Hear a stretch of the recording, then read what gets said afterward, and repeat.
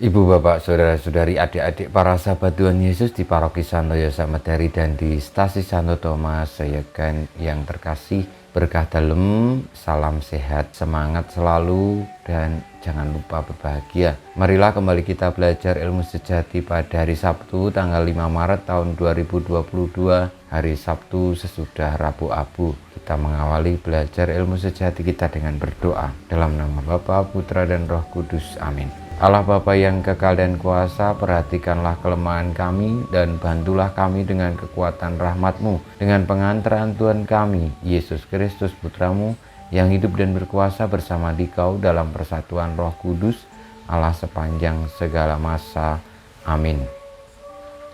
Para sahabat Tuhan Yesus terkasih, kita akan belajar ilmu sejati dari Injil Yesus Kristus menurut Lukas bab 5 ayat 27 sampai dengan 32.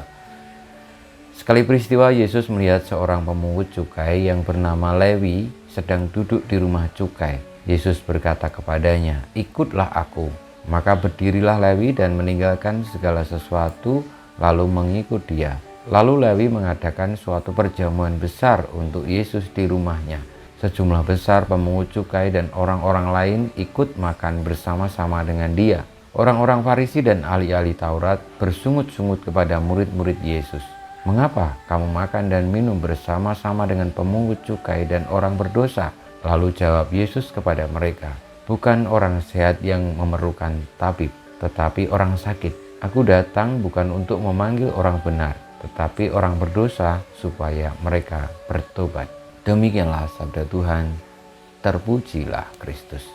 Saudara-saudari yang terkasih, ketika berhadapan dengan orang sakit, orang yang kotor, orang yang jahat, orang yang tidak sempurna, secara otomatis orang-orang akan menyingkir, akan menjauhi orang-orang yang seperti itu tadi, karena pasti akan menimbulkan hal yang tidak nyaman bagi dirinya sendiri ketika harus dekat-dekat dengan orang-orang yang sakit, orang-orang yang tidak sempurna, orang-orang yang berdosa. Itu pula yang lalu menjadi pikiran dan juga keyakinan orang-orang Farisi dan ahli Taurat ketika Tuhan Yesus memanggil Lewi, si pemungut cukai, orang berdosa, dan bahkan makan di rumahnya. Pemikiran seperti itu memang tidak salah, pandangan seperti itu tidak salah, tetapi itu bukan yang menjadi kehendak Tuhan yang sempurna. Karena kalau hanya sekedar memikirkan yang dipikirkan manusia, maka tidak ada keselamatan bagi orang yang sakit itu, yang kekurangan itu, dan juga bagi dirinya, orang yang merasa sudah hebat, sudah suci, sudah sempurna tadi.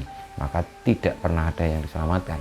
Namun ketika kita lalu menyadari diri sebagai orang berdosa dan menerima uluran kasih Tuhan untuk diselamatkan, lalu dengan bertobat, demikian juga ketika kita bertemu dengan mereka yang bersalah, berdosa, tersingkir karena kejelekannya, karena kotornya, karena sakitnya, dan akhirnya kita mau menolong, kita mau menjadi sahabat mereka, maka keselamatan itu terjadi. Dan kita yang meski mungkin repot dan tidak nyaman karena menurut pandangan dunia tidak mudah bersama-sama dengan orang seperti itu, atau bahkan menjadi penolong tidak mudah juga, namun keselamatan terjadi. Marilah kita mohon berkat Tuhan, semoga kita sebagaimana Lewi yang rendah hati karena berdosa dan mau bertobat menanggapi panggilan Tuhan Yesus. Dan setelah itu kita juga tidak lalu anti dengan orang-orang yang berdosa, orang bersalah, orang yang kotor, orang yang sakit. Karena merekalah yang patut lebih banyak diperhatikan